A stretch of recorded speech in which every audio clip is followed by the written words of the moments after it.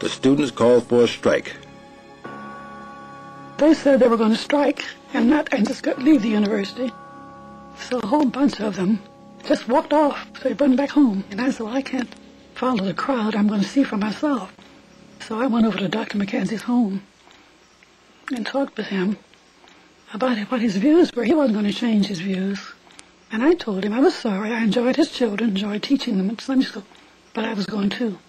So I left Fisk.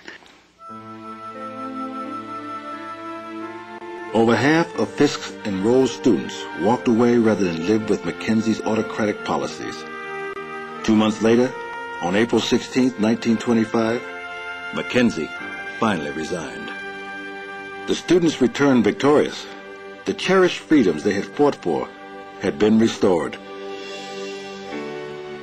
In the crisis that spring, W.E.B. Du Bois drew his conclusion. The fight at Fisk University is a fateful step in the development of the American Negro. It involves the tremendous question as to whether Negro youth shall be trained as Negro parents wish, or as Southern whites and Northern copperheads demand. Let the attention of no Negro be distracted from this main and crucial point. W.E.B. Du Bois. To Du Bois, the fight at Fisk was a lesson in survival. But survival to be what? To do what? The North is no paradise, but the South is at best a system of caste and insult, and at worst, a hell. Brothers, come north.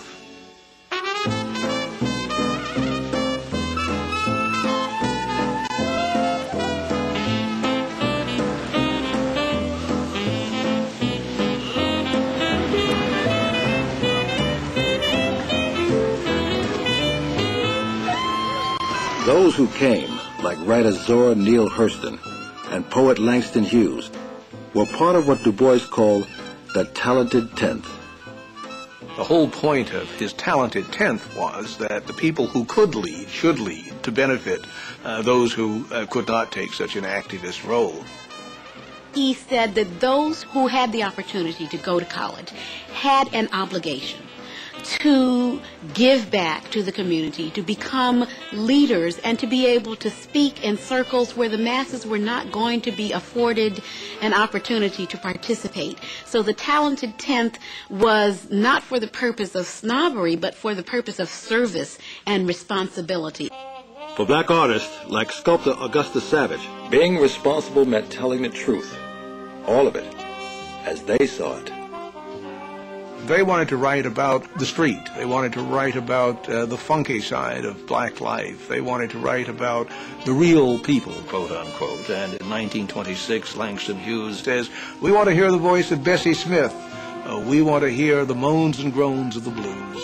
None of this, high-toned stuff. We are proud of our black, dark-skinned selves." They were musicians, artists, and writers, finding their voice. Many had come from the South in the great migration of talent. Harlem had become the Mecca of the new Negro. A cultural revolution had exploded, breaking through Jim Crow barriers and establishing a black presence in the heart of white America. But the Mecca was more like an oasis. At least that's how it looked from the South, where 80% of black Americans lived, where cotton was king, and sharecropping, surviving on a share of the crop you produced on another man's land, was a way of life for poor blacks and poor whites. The South was the poorest region in the country.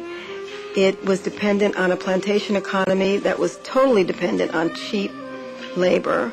The sharecropper, who was really the poorest of the poor, was trapped in a culture of poverty. The price of cotton on a world market had collapsed in the 1920s. And because of the decline in cotton, the landlord was nickeling and diming everything, he can get, which made more difficult the lives of sharecroppers.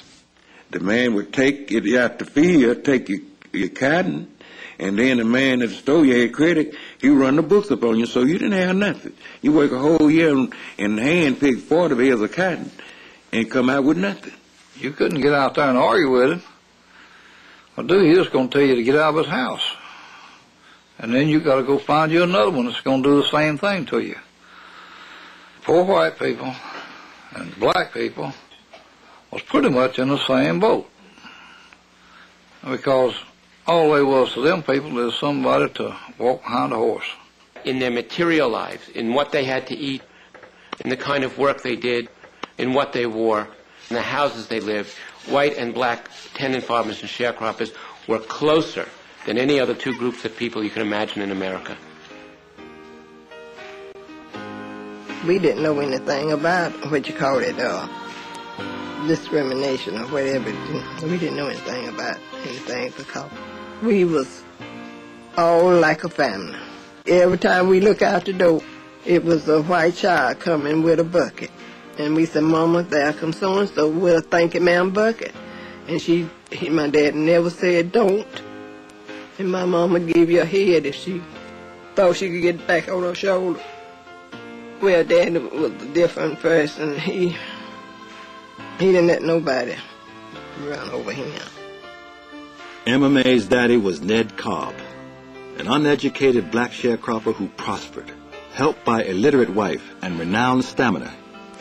He bought new acres of good farmland, mules, even a second automobile. He loved the land. It was clear how much he loved the work that he did. He was a farmer, no schooling. He happened to spend his life walking behind a mule and a plow, but he had a genius. He had a great mind. He was able to make sense of the things, as he said, things that touched him. But being a black landowner in Tallapoosa County, Alabama, was dangerous. Black success frightened whites. They looked hard.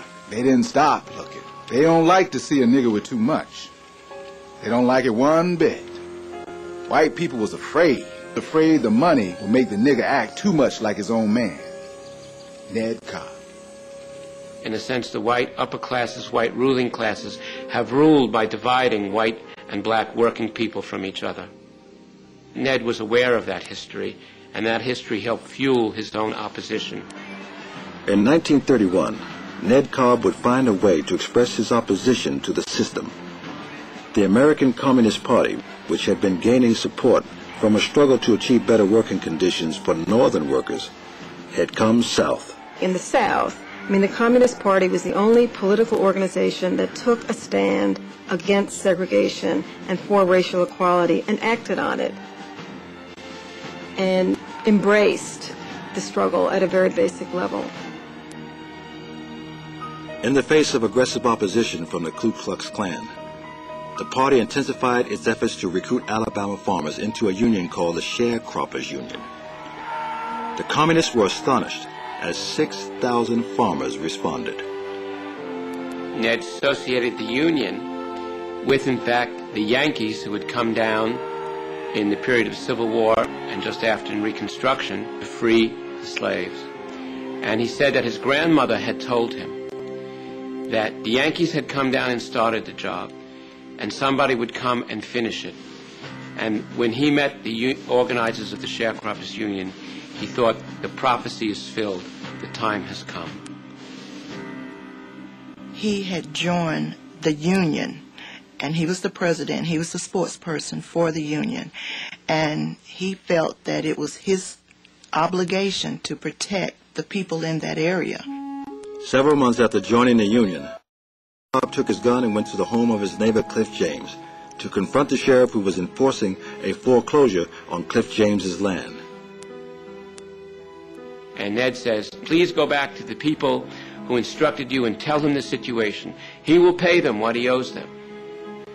And the sheriff said, no, we're going to take what he has got this morning. Go in there and get that mule. Ned said, if you take it, you'll take it over my dead body.